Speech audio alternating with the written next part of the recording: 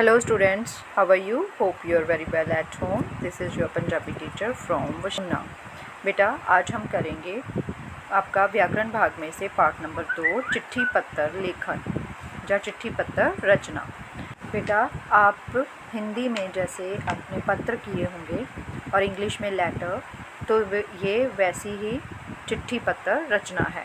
ठीक है, इसके बारे में पहले थोड़ा पढ़ लेते हैं।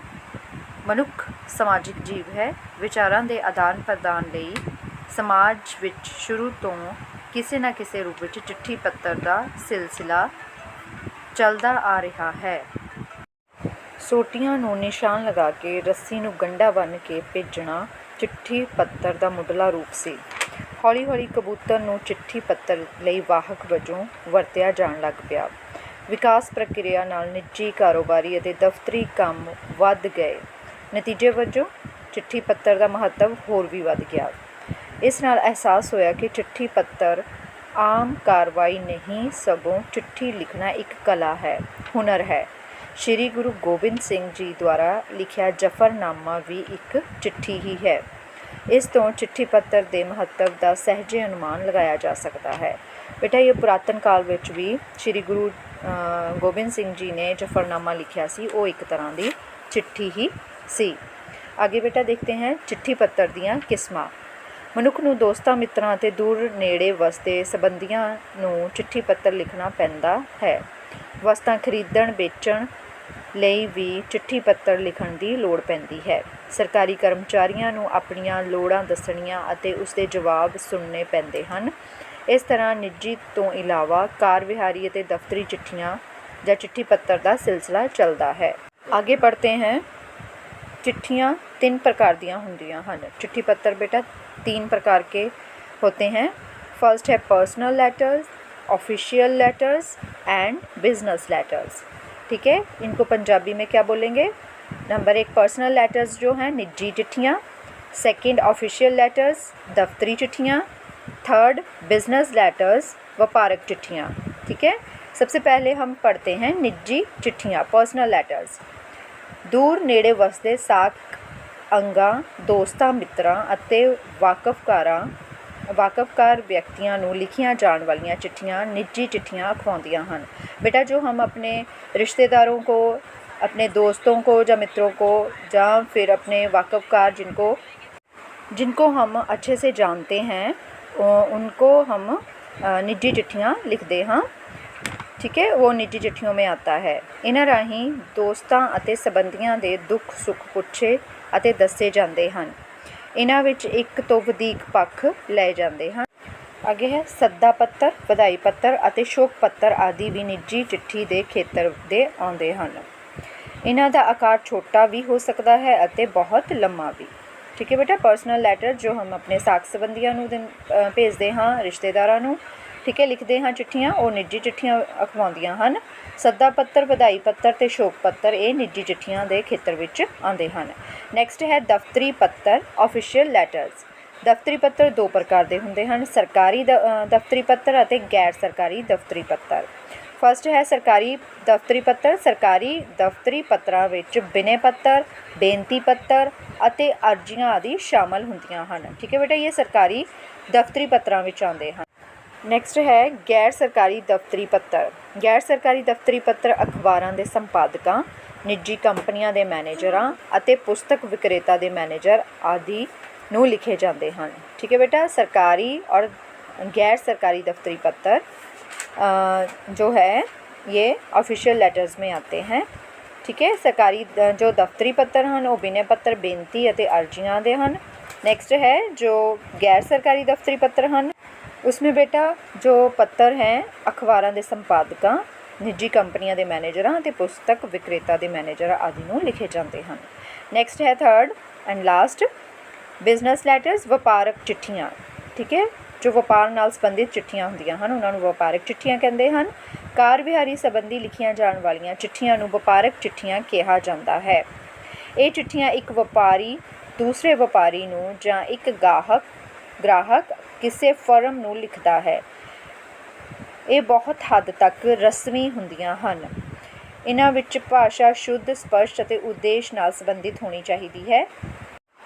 इन्हां विच किसी फालतू विस्तार की गुंजाइश नहीं हुंदी।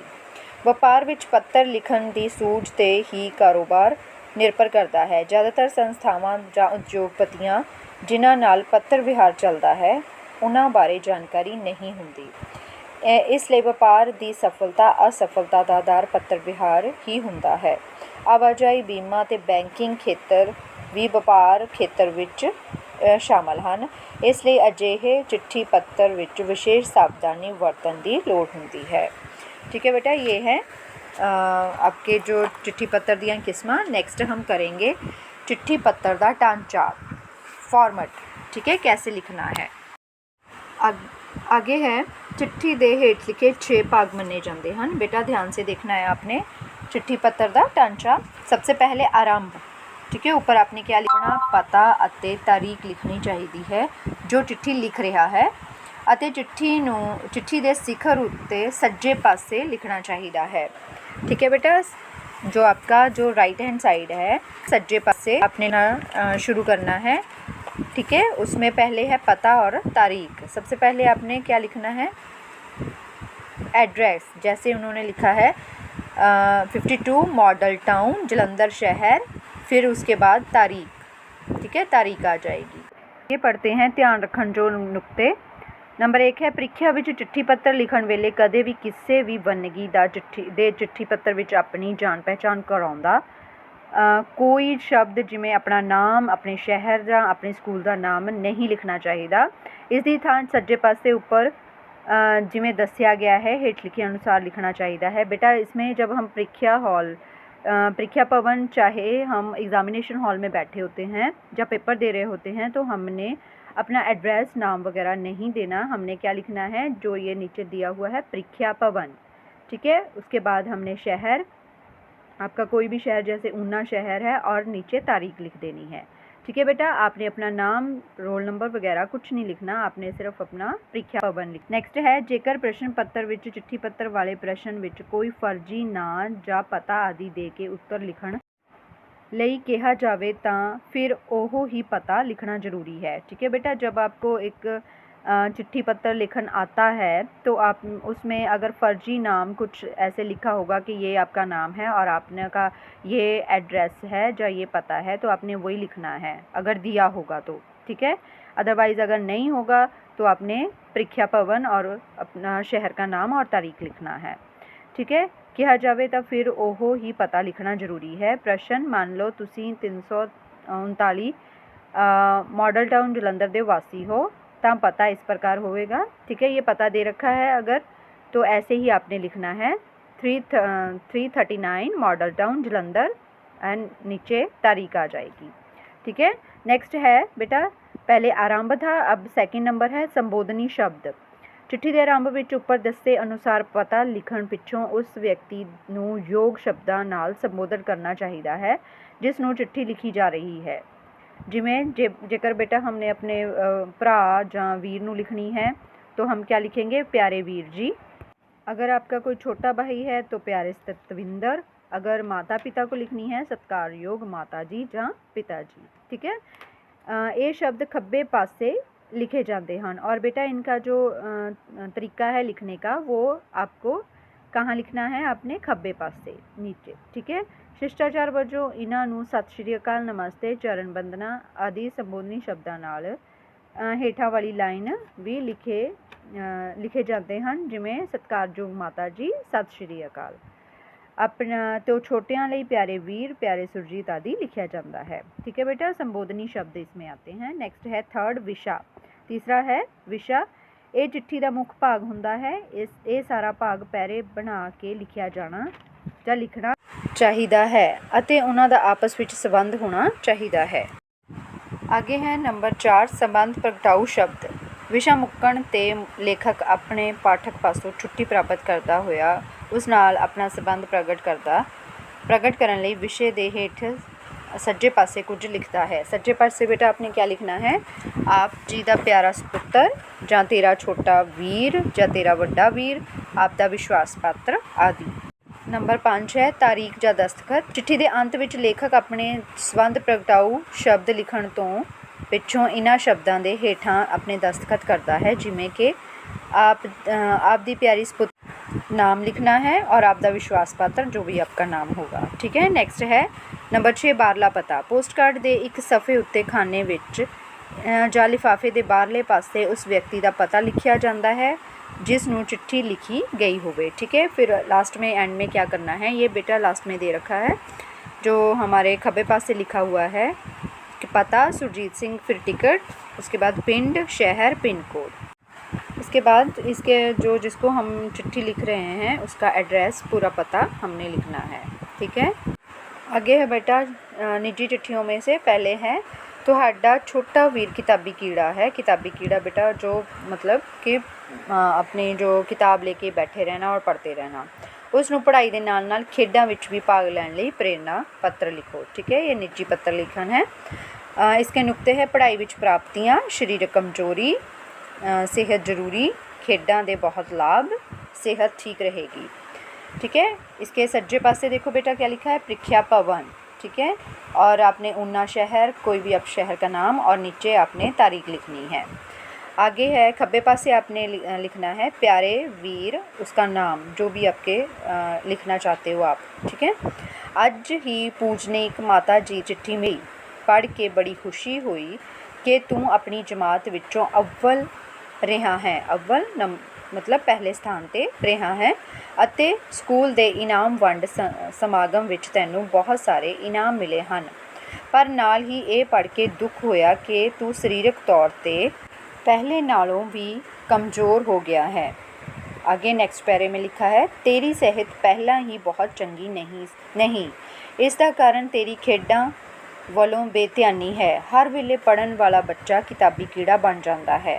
होर बीमारियां तो इलावा कई वार तां अखां दी नज़र भी जाती रहती है। बेटा इसमें संबोधन किया हुआ है जिसका हमने नाम लिखा है ईश। तू पढ़न दे नाल नाल खेडण विच भी दिलचस्पी लिया कर, हो सके तां सवेरे 1 मील सैर भी करिया कर। खेडां ते सरीर नूं रिश्ट पुष्ट रखदियां हन। चंगे सरीर तो इलावा बहुत सारे इंसानी गुण भी खेडां दी देन हन। तंदुरुस्त दिमाग तंदुरुस्त शरीर विच ही हो सकता है। अगों पढ़ाई होर औखी है जिस लई चंगी सेहत की लोड़ होर भी वधेरे है। माड़ी सेहत कदे भी धोखा दे सकती है। इस तरह तेरी कीती कराई मेहनत तरी तराई रह सकती है। ईश बेटा संबोधन करना है इसमें जो आपने नाम लिखा है। वड्डे भरा दे नाते मैं मेरी तू अज तो ही समा सूची बना के वक्त सिर पढ़ के कुछ समा खेडां वल लगा। किस्मत नाल महल्ले विच ही शहर दी सब तो वधिया पार्क है जिथे सैर तो इलावा खेडण दे मैदान भी बने हुए हैं। इसलिए घट्टो घट्ट 1 घंटा जरूर खेडण जाया कर। दूसरा खाना खांदे ही पढ़न ना बैठ जाया कर। घट्टो घट्ट आधा घंटा घूम फिर के पढ़न बैठया कर। इस तरह करन नाल जिथे तेरी सेहत ठीक रहेगी उत्थे पढ़ाई विच तेरी प्राप्ति भी वधेरे होवेगी। पूर्ण आस है कि तू मेरी सलाह पे गौर करेगा। नेक्स्ट है बेटा इसमें दिया है प्यार साहित तेरा वड्डा भरा। ठीक है। सज्जे पासे लिखा है अपना नाम लिखना है। यहाँ जो नीचे ऊड़ा एड़ा ई ना लिखा हुआ है ना, तो यहाँ नाम लिखना है। नेक्स्ट है जो लेफ़्ट साइड खब्बे पासे बेटा आपने उसका एड्रेस लिखना है। ठीक है। ये बेटा आपने चिट्ठी पत्र जो मैंने आज करवाया है आपने अपनी नोटबुक पर नोट डाउन करना है ध्यान से। ठीक है। ओके बेटा, टेक केयर।